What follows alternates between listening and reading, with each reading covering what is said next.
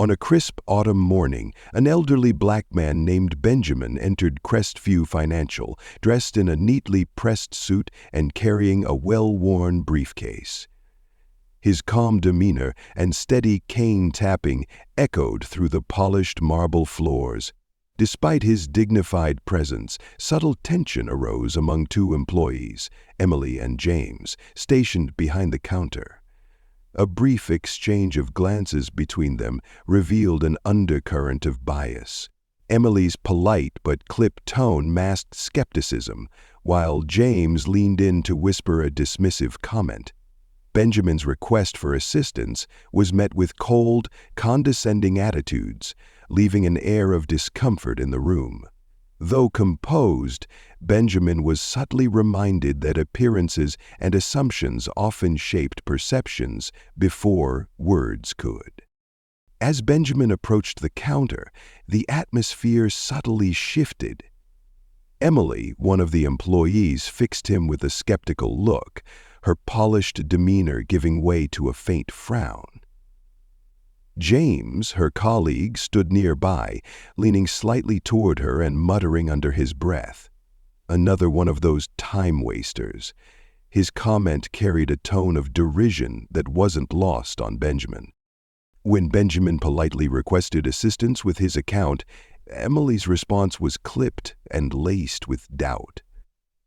"Do you even have an account here?" she asked, her tone condescending.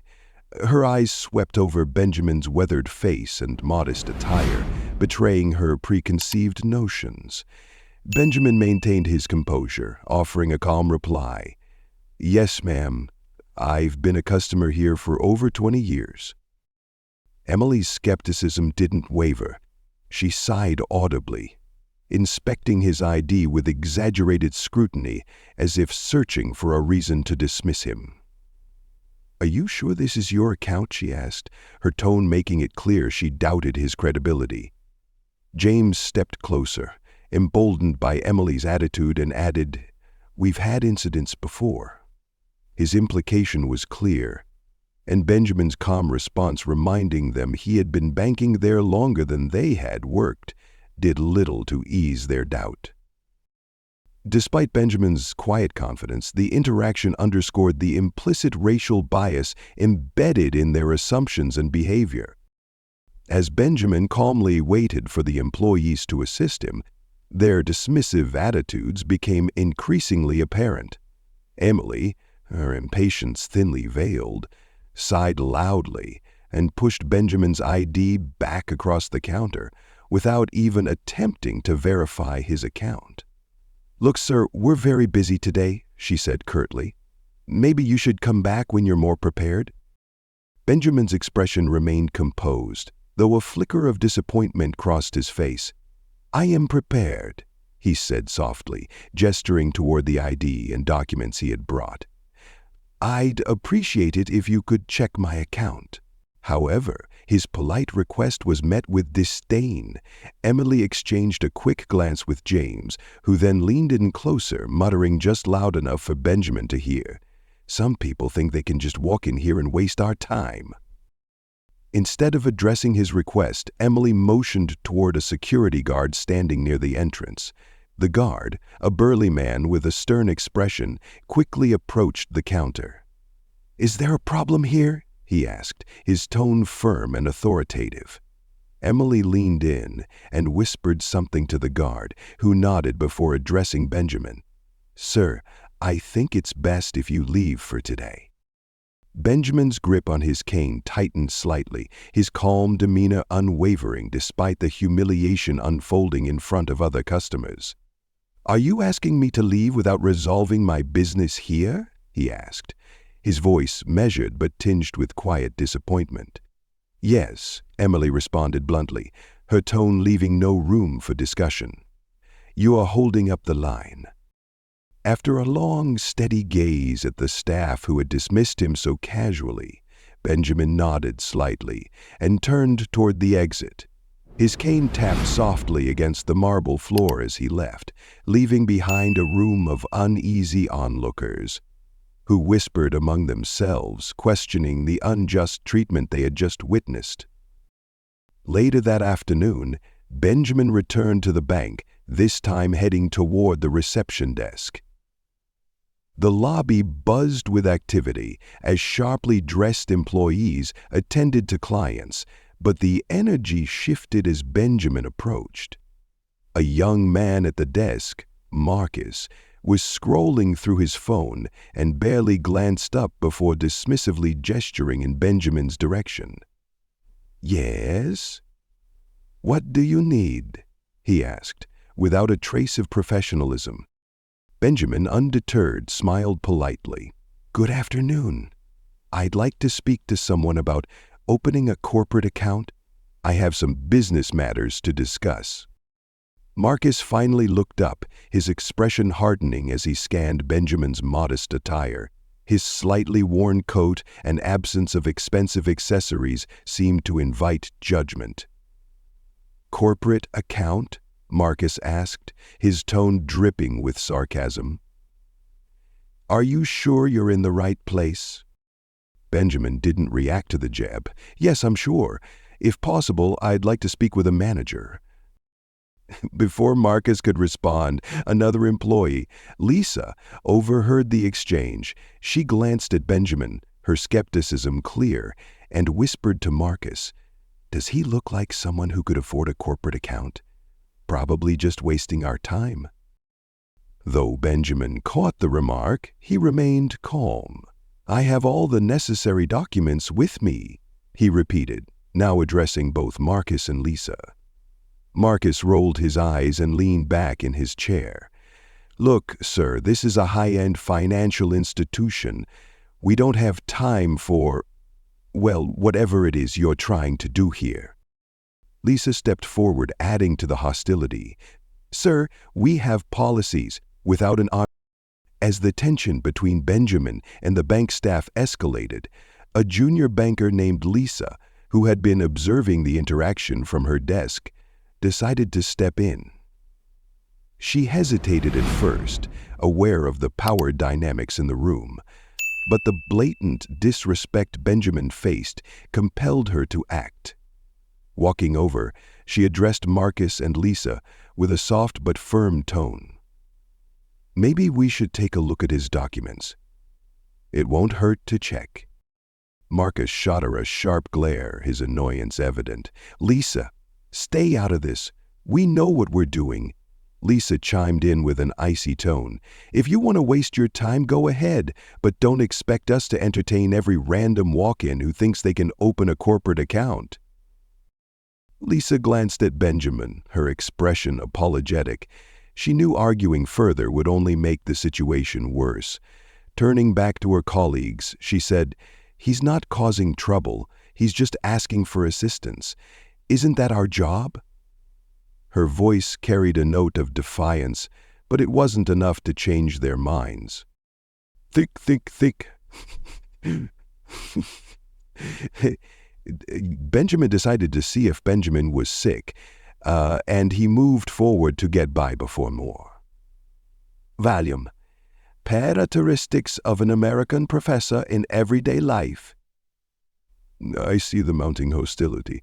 My deal with the police might look too good to be true. Step aside and give me the chance to explain." As he turned to leave, Benjamin walked slowly toward the exit, his cane tapping softly on the polished floor. A hush fell over the room as customers and staff alike watched him leave, some visibly uncomfortable with what they had just witnessed. At the door, Benjamin paused briefly and glanced back at the employees who had dismissed him so easily. His gaze carried no anger, only a quiet sadness that seemed to linger in the air. Without another word, he stepped out into the cold afternoon, leaving behind a group of onlookers murmuring uneasily. Among them was Lisa, who stood rooted to her spot, the knot of unease in her stomach growing. She couldn't shake the feeling that a terrible mistake had just been made. In the weeks following the incident, Benjamin took deliberate action to address the treatment he had endured at the bank. Rather than seeking retribution, he opted for a transformative approach, initiating anti-racism therapy for Linda and Peter, two employees involved in the situation. His calm yet firm leadership made it clear that this wasn't about punishment, but about growth and understanding. "This isn't a reprimand," he told them during a private meeting. "It's an opportunity to see the world from a perspective you've overlooked." Change begins with education. Linda and Peter approached the therapy sessions with mixed emotions: skepticism, defensiveness, and unease. Initially, both struggled to confront the uncomfortable truths about their implicit biases. The program began with storytelling sessions, where individuals from diverse racial and cultural backgrounds shared their personal experiences of prejudice and discrimination. One powerful story came from a young Black woman named Danielle, who spoke tearfully about being denied a home loan despite impeccable credit. Her voice trembled as she described the pain of feeling invisible and judged as unworthy. Linda, who had always prided herself on treating everyone equally, found herself wiping away tears as Danielle's words struck a chord. The therapy also included role reversal exercises designed to place participants in the shoes of those they often dismissed. Peter was paired with Harold, a Black man who played the role of a condescending banker, while Peter acted as the customer. Harold's cold demeanor and dismissive remarks mirrored Peter's own behavior during the incident. The exercise left Peter speechless. For the first time, he experienced the sting of being treated as less than, based solely on assumptions. Harold's quiet remark afterward lingered in Peter's mind. "This is what many of us face every day. It's not just about the words. It's about how you make people feel."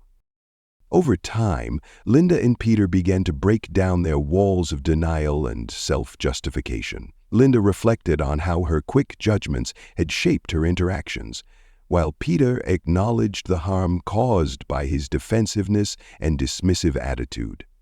Both realized that their biases weren't just personal flaws. They were part of a larger system of inequality that they had unconsciously upheld.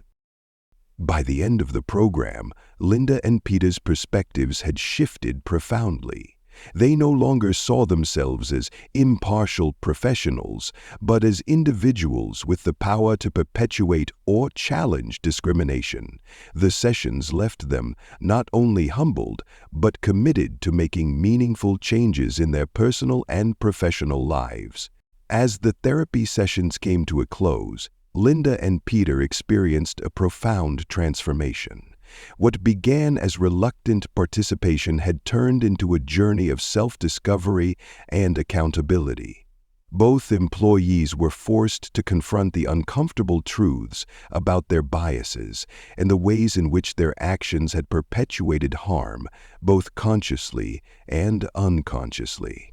For Linda, this meant acknowledging the subtle but damaging assumptions she had made about people based on their appearance. For Peter, it was about facing the defensiveness and dismissiveness he had shown toward individuals he deemed unworthy of his time. Feeling the weight of their realizations, Linda and Peter requested a private meeting with Benjamin. When they walked into his office, their usual confident demeanors were replaced by humility and remorse. Linda spoke first, her voice trembling. "Mr. Reynolds, I want to apologize, not just for how we treated you that day, but for the attitudes and biases I've carried for so long. The therapy sessions opened my eyes to things I didn't want to see about myself. I was wrong, so wrong, and I'm truly sorry." Peter nodded, his expression equally earnest. "I thought I understood people, but I didn't. I judged you without knowing anything about you, and worse, I justified it to myself. You had every reason to give up on us, but instead you chose to help us see what we couldn't see on our own. For that I'm grateful." Benjamin regarded them quietly for a moment, his expression unreadable. Then, with a small but warm smile, he replied, Acknowledging your mistakes is the first step. But change isn't about words, it's about actions. Show me and yourselves that you've truly learned from this experience. The weight of his words hung in the air, but Linda and Peter nodded with conviction. They knew that the real work of change was just beginning. What they had learned in the sessions was not simply about redemption. It was about becoming active participants in creating a more inclusive and empathetic workplace. For them, this was not just an apology, but a commitment to ongoing growth and responsibility. Linda and Peter, transformed by their journey of self-reflection, emerged as advocates for inclusivity within the bank. Determined to use their experiences for good, they began mentoring new employees, openly sharing the lessons they had learned about bias and empathy. Through workshops and personal conversations, they encouraged their colleagues to challenge assumptions and embrace diversity. Their vulnerability inspired a cultural shift within the workplace. Linda and Peter's commitment to fostering understanding helped create a more welcoming environment where everyone felt valued. They worked tirelessly to implement policies promoting fairness and respect, turning their past mistakes into a powerful example of personal and professional growth. By leading with humility and dedication, Linda and Peter not only rebuilt trust, but also became catalysts for lasting change within the institution. Benjamin's efforts to address the biases within the bank left a profound and lasting impact. His decision to respond to discrimination with education and empathy rather than anger or retribution sparked a transformation within the institution. By implementing diversity and inclusion training programs, he ensured that all employees, from entry-level staff to executives, understood the importance of respect, empathy, and fair treatment. The shift in culture was evident. Employees began engaging in open conversations about bias, challenging assumptions, and fostering an environment where every individual felt valued. Linda and Peter became key advocates for these changes, using their personal experiences to mentor others and reinforce the bank's commitment to inclusivity. Under Benjamin's leadership, the bank evolved into a model of fairness and respect, proving that meaningful change begins with understanding and accountability. His legacy was not just in the policies he implemented, but in the hearts and minds he transformed, ensuring a more compassionate future for the institution.